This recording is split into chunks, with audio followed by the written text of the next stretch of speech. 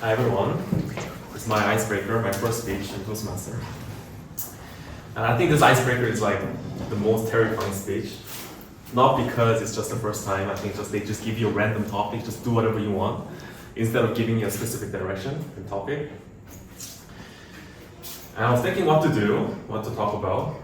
And I observed most people just talk about their life, what they have went through, their experience. I could talk about it all day long, about my life. What happened? That happened, this happened. And I think in life, just like things happen, bad things happen, good things happen. It's just what it is. But I think the most important thing is what you have actually learned from that experience and how you can use that experience to make your life better. So in this speech, I would like to share one of the most valuable lessons I've learned in Canada, immigrating to Canada,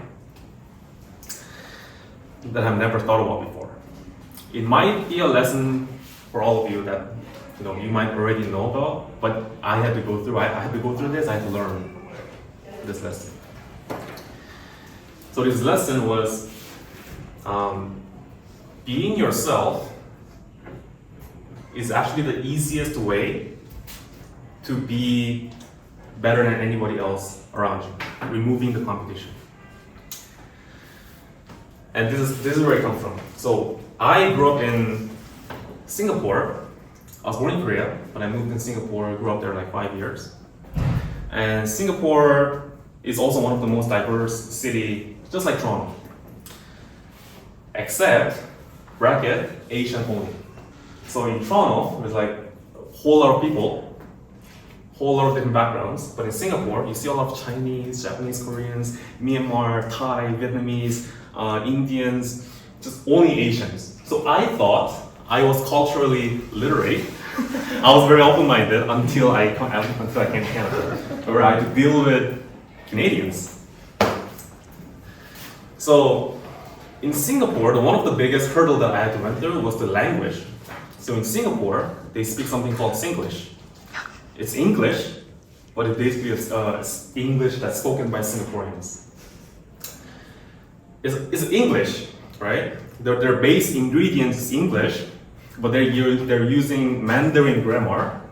The Mandarin grammar using Malay slangs and expressions and some Southern Chinese dialect, which we call that Hokkien dialects.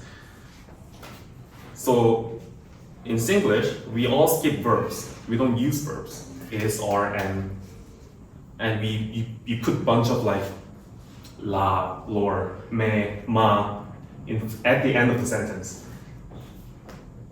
So I ask you, you eat ma? Miss, have you eaten? Did you eat? Right? So those kind of things that I used to speak my whole life, my 12 years old to 17 years old. And when I came to Canada, now all of a sudden, everyone speaks proper English, everyone speaks proper grammar, everyone using verbs, everyone using so long sentence, using so much professional words to make sentence whatever, I don't even know what they're talking about.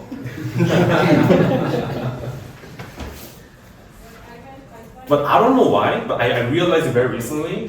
When I first came to Canada, I don't know where the came from, but I unconsciously felt that I had to fix my accent. I felt that I had to kind of blend in with people here to fix my accent, to remove all these weird la, lor, me, mas. So it took a good amount of like a year, like 6 months, I think a year to fix my accent. And I realized that like later on, like after 5 years later, that thought came from, I had an unconscious thought that I had this cultural supremacy stereotype towards Western culture. And I think that was the biggest reason why I felt that I had to fix my accent, because I wanted to blend in, I wanted to be that ordinary guy in Canada. And just one day, just random one day, and this random guy in social media, he just popped up, he went viral. In YouTube, that was a YouTube time back then. He went viral because of the fried rice. Guess who? Uncle Raj? Yes. Yes. And when I saw him, it was like, yo, that guy's using my accent. That's my accent.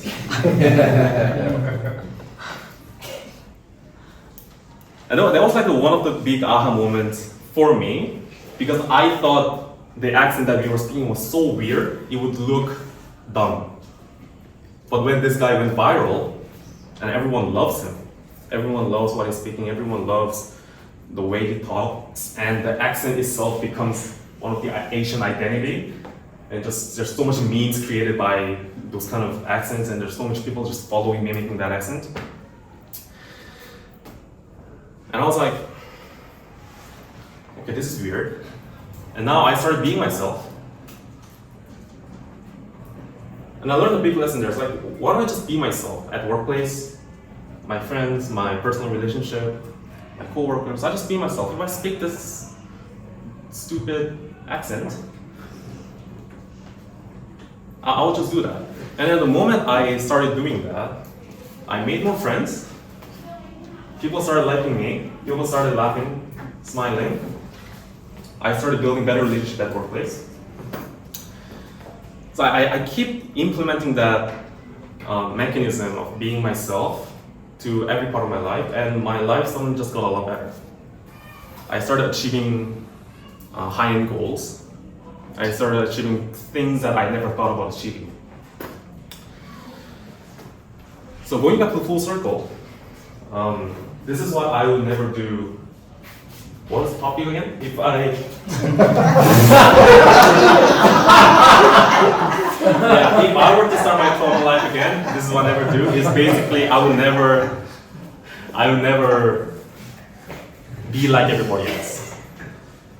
Yeah, that's a lesson that I learned. The big lesson that I learned in Canada. Thank you.